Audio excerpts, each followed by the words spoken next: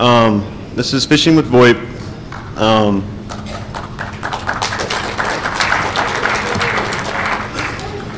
We're taking a look at some new attack techniques and a review of some preventive policies to protect your company's assets, if you guys have companies, as well as an overview of detection and evidence gathering for prosecution or lack thereof. The points of interest that I'm going to cover in this talk is the proof of concepts, the actual systems. I'm going to show some examples as well.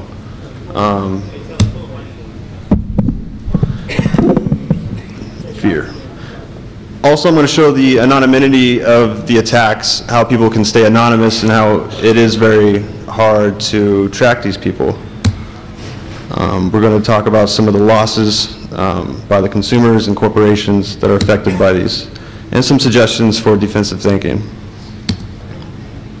The enterprise attack. This type of attack can go down in a lot of different ways. I'm just going to show some couple examples. The enterprise attack, if a malicious like phreaker would, not phreaker, malicious phisher would get their hands on like an email list, they can just send out mass emails to particular corporations like customers stating some type of ruse where they need to call in to, you know, something's wrong with their account, they need to call in, blah, blah, blah. And they'll put a number in the email. When the customer calls that number back, they get a system that sounds exactly like an IVR system for the company that they're pretending to be, like Washington Mutual, T-Mobile, etc. I do have, show an example.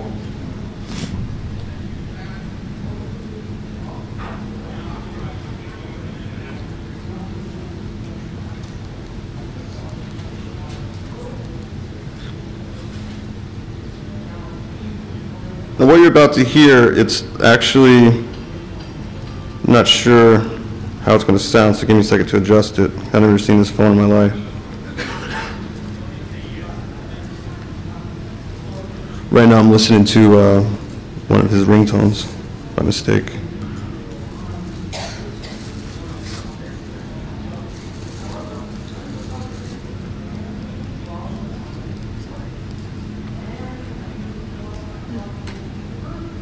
Dude, this is a fear.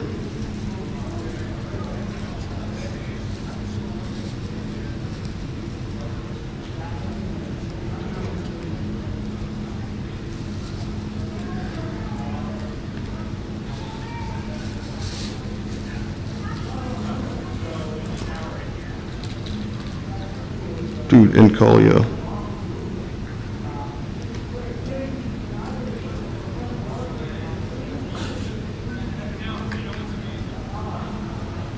There we go.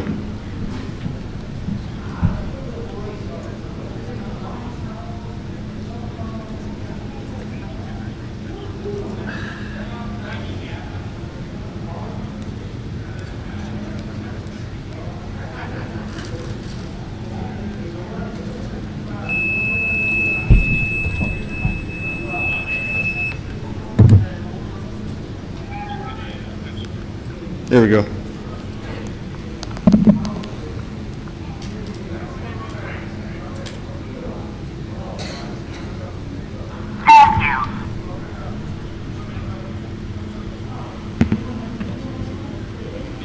Thank you for calling Washington Mutual. Para la información en español, marque 8. You see how the call came in here? You can key ahead at any time. For information on your personal account, including your ATM or debit card, press 1.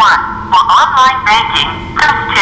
For small businesses, press 3. For questions regarding your... One moment, please. And this is all going on my system. All this audio that you're hearing is coming from my system, and all of this data is being logged. Welcome to Washington Mutual Card Services. Please enter the last 4 digits of your credit card account number now. So, you know, they put it in. It logs it, but it says that it didn't. Because it's trying to get more information.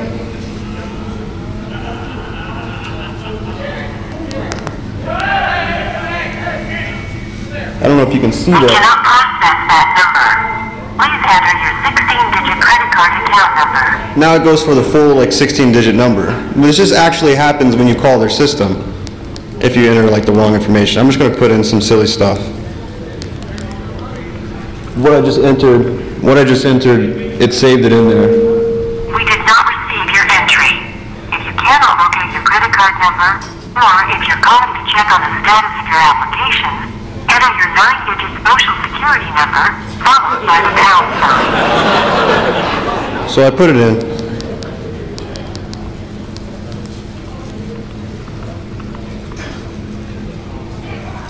We did not receive your It entry. did. Now it's going to ask it twice just in case they entered the wrong number. Or if you're calling to check on the status of your application, enter your 9-digit social security number, followed by...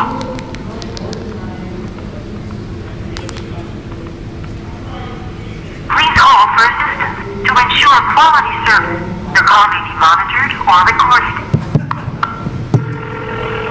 Now it's going to throw them on hold. I'm your man. Don't let them take your man. Now what I could do is, I'm done. Now, I apologize because I've never seen this phone in my life. And I don't know, I'm a noob. But I don't know how well you guys can see it over here, but all that information I just put in, it just logged it all in like a MySQL database. Now, if I wanted to, I could set up like a queue, which I was going to do because I brought several phones around here. I was going to try to register, but I was being blocked to be able to have my devices actually register out and come in, so I wouldn't be able to show that, so I apologize. But you can have it ring any SIP phone, any cell phone, anything you want to use. You know, you can have it ring those phones at the same time, and you know, you just pick up the phone. Thanks for calling, whatever. That's what these people are doing. They're doing stuff like this. Another type of attack that I'd like to talk about would be the man-in-the-middle attack. Now, people who research about phishing, they're aware of the man-in-the-middle attack. This particular man-in-the-middle attack has to do with your phone call being routed, not with your computer. So it's not just people getting a hold of email lists and stuff. A lot of these attacks are being taken place on the services side. I'm not sure if how many people are aware, but if you have a toll-free number and you're a business, the only thing that's required for you to reroute your toll-free number to another DNS or POTS is just to have the business name and the shipping and the billing address for the company that you have. So that's very bad, because how easy is it to get the business name of a phone number, and how easy is it to get the business billing address? Very, very easy. So if a person has this information, they can reroute certain percentages of the calls coming into the company's voice systems. So what the malicious phisher would do is they would call up and either social engineer to have, like, 15% going to their POTS line, which wouldn't be a very difficult thing to do at all. So 15% of the time for all calls coming in, it would come in and hit the phisher's VoIP platform, which then in turn, not playing any audio. All of the media is coming from the actual corporation's IVR system. The agents that you would hear on the phone would be the actual real agents that work for the company. When the call comes in, when a customer tries to place a call and they call the real telephone number for the corporation, it would hit the phisher's system, okay? As soon as it hits that system, the phisher could tell the call, complete control of the call. What they would do is send out another call spoofing charge number. I'm not sure if people are aware of that, but spoofing charge number is just like spoofing caller ID. It's just with SS7, it's one of the fields. Back out to the corporation's number. So when an agent would get the call, the real representative for the company would get the call. They would be talking to the real customer. Both parties would be met. However, the agent for the corporation would also see that the person is calling from their telephone number. So I don't know how they were going to tell that it's any different. And I have an example of that as well. I apologize about the phone. An example of that would be this.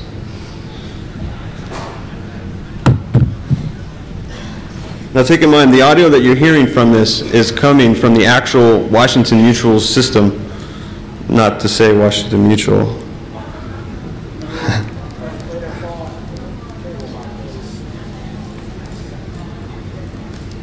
I think this is the number.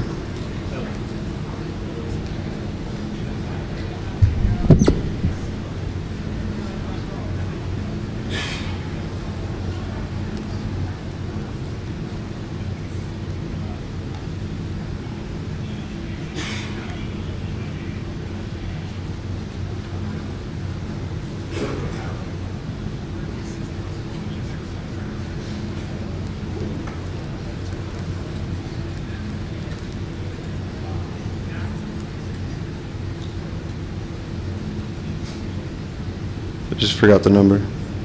Okay, it just came in. Thank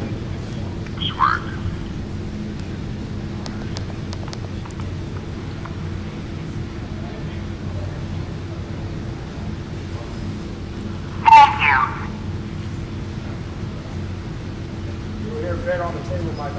Thank you for calling Washington Mutual. Para la información en español, marque 8. If you have your account number, I am now connecting you with the telephone banker. I just skipped it just to get through to the rest. Our bankers are currently assisting other customers. Please stay on the line and we will be with you shortly. To help serve you better, please have your account number ready. I went through a different option, by the way, as well. So this actual system is completely mocked to the T, like Spanish, everything. So. Can you guys see this okay? Like what's going on the screen? If you look over here, you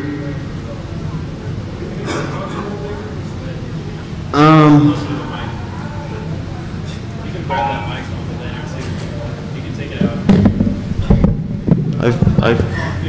I fear. Okay. What happens is it answered the call and automatically threw like the calling party number into a MySQL database, labeled it called Phish, and then set out, set call ID as the number that I called from, and then placed an outbound call to the toll-free number. For a lot of companies have multiple toll-free numbers that go to like the same systems, like MCI as an example, 800-444-4444, 800-444-3233, etc. So all this is doing is just wrapping around the numbers, and everything that is going on between the customer and the agent is being recorded into 3 different audio files in the middle from the system that it hit.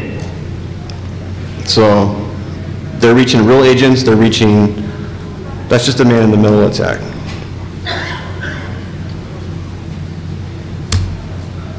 The next one is the individual target attack. The individual target attack is kind of neat. It's when you target an individual. An example of that would be, this is like a level 7. Say there's Wendy, okay? Wendy's the target. Now, what the malicious person would do is they would have, when you send an email to like T-Mobile's cell phones, like number at tmobilemail.net, it shows up, if it's just an email with text, it shows up from like 603 and then your email credentials. Now when you receive a text message from T-Mobile themselves, it comes up the similar way with the same from 603 or 602, whatever, the same like 3-digit number. Well, someone can easily spoof an email, from that. When they receive it on their phone, they could put a message on their phone like, please call T-Mobile risk assessment immediately before your account gets, suspended. Then they would call another one of these systems. It's exactly the same way set up, same prompts and stuff. But what happens is at the other end is the phisher, and they can use like a social engineer attack once they get the call, like thanks for calling T-Mobile. This is Chet, 729-420. Can I have your mobile number, please? The person would say, they give them the mobile number. after they get the mobile number, they'd be like, all right, what's your passcode? And they'd tell them what the passcode is, and then they would say, all right, well, before I can go any further, I have to verify your account to the fullest extent. Your account has been flagged. And they'd be like, okay, and they'd be like, what's your, 9-digit social security number? What's your billing address on the account? Take in mind, these people are calling back a number, a toll-free number, that's the same exact prompts. You can't really tell, It's the same prompts. So when they get a customer representative on the other side asking these questions, trying to verify their account, I mean, every time I call, not all the time, but people verify. But it's not a hassle, but people verify. It's a normal process of doing business when you call in to make changes in your account. Now, after he gives them that information, what's he going to do? Just hang up? No, he wants to play it off smooth, so that he doesn't even know anything has even happened. So he would say to them, all right, your account's been locked, it's been flagged. This is what he's saying to Wendy. He says, someone tried to access your account more than 10 times without providing the password, and we didn't think it was you. We have an automatic script on our system that if that happens, your account gets locked. Once your account gets locked, we try to get a hold of you through the risk assessment team and create like a more difficult password if you feel that your password could be breached. So what would you like your password to be? And Wendy would make up a new password. After making up a new password, finish the call up, T-Mobile, add a new password to the account because you already have the first password because they just gave all of the information, The anonymity of the malicious attackers, the way that they keep hidden. There's access to free open source, VoIP platforms. There's free PBXs all over the place. I'm not going to mention any of them. My favorite is Astrofears.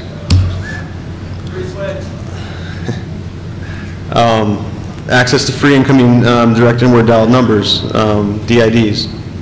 You only need an email address to set them up. They can be rerouted to like a new IP address real time.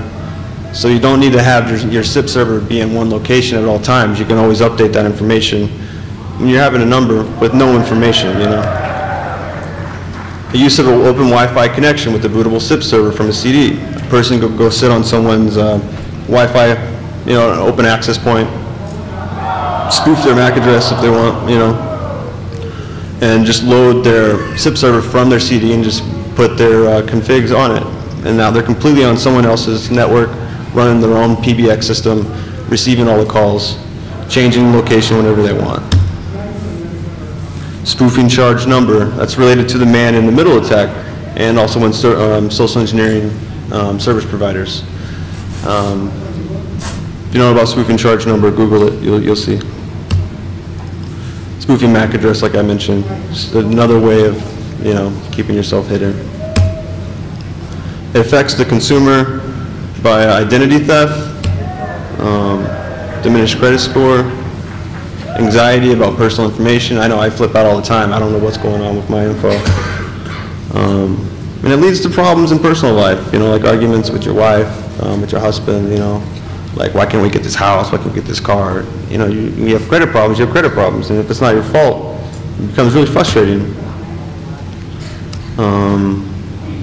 Very, very, very time consuming. I don't know who has had identity theft in this room in the past, but that it takes so long to fix. How it affects the corporations, more chargebacks, unnecessary charges that are fraudulent, higher premiums for their insurance, trust issues with customers, like customers not going to really know who to do business with. They're not going to know who they're talking to when they pick up the phone. They're going to hear the same prompts, but who's really at the other end? Bad publicity, revenue loss. That's what it ends up being. Some suggestions. On the services side, like AT&T, MCI, LCI, International, which is Quest, Sprint, they handle these toll-free services for these businesses. Those are the points that are going to be attacked as well. I recommend having like a group email alert from the services side. So when someone calls into AT&T and they make a change on your network for what DNS is being sent over or if there's any changes to the routing of your telephone numbers that's going into your company, that there needs to be a group notification sent out. And the reason why I say group is you could have someone that has that position and they get fired, or they leave, they quit, and then where does it get picked up at, you know? Raise awareness to customers to reach your customer service only from the numbers indicated at website. Now, if they make sure that they have some type of group email alert when something's changed, and they make sure that the customers only call the numbers that are on the website, that's not going to be completely 100% foolproof, because you know that that's not ever going to happen, but that's going to be pretty good, you know. Make it known that your company is ready to prosecute to the fullest extent and is aware of such attacks. You're not just like an idiot, you know, like not a noob. Consider some new ways of authenticating customers to representatives and vice versa. There's never really been ever a company that has allowed you to verify who they are. It's always been about who you are. Now, with these types of attacks happening, the consumer really wants to know, who are you? Are you really the company that I do business with, you know? There's never really been anything like that. Maybe there could be some type of passcode or something that the representative could read off of their account, so they can be like, all right, your passcode's this, or you know, some type of authentication. I'm just throwing that off the top of my head. Evidence gathering. If such attacks have been made, you want to make sure that you find the time when changes have been made. If someone has rerouted your number, you want to know exactly when these changes have been made. You want to check the SS7 records for when the call came in that made the routing changes. When you check the SS7 records, you want to make sure and check the JIP parameter, the JIP, the Jurisdiction Information Parameter. It's in the SS7 records. It indicates what switch that the call came from. Now, when people spoofing charge number, calling party number, call ID, all that stuff, it's still going to show up. They're not going to know what's going on, but if they look at the JIP parameter, they're going to see what switch, MPA, NXX, that the call came from. So then they can narrow it down and talk to that particular provider. And when they subpoenaed that telecommunications provider that's going from that switch, then they can grab all the IP information from who registered. They can grab the MAC address. I put it, you know, sure, the attack could have probably came from like a Wi-Fi connection, but you know, you always got to check all ends. One thing that when you are investigating, you want to make sure that you check all the activity on the account. Like the first number dialed, as an example. I don't know who's ever set up like a voicemail in here for K7. Has anyone ever heard of like K7.net? What's the first phone that you ever call from that number, like that you ever call to your voicemail? Your phone, right? You call from your phone to activate it. Most people do that and they don't think about it. It's, you know, you can track people down to like call logs and whatnot. But once you get the MAC address, you want to check it, make sure, because it probably was spoofed, but if not, whatever. People make mistakes, you know. Yeah, you can subpoena the computer manufacturer or hosting provider for the billing information of the MAC address if it is valid, but it's just options.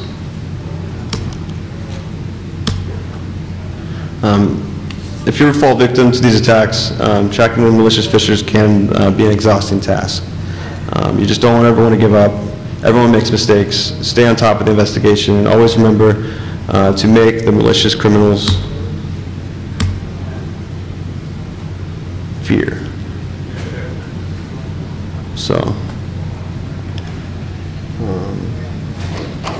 that's it.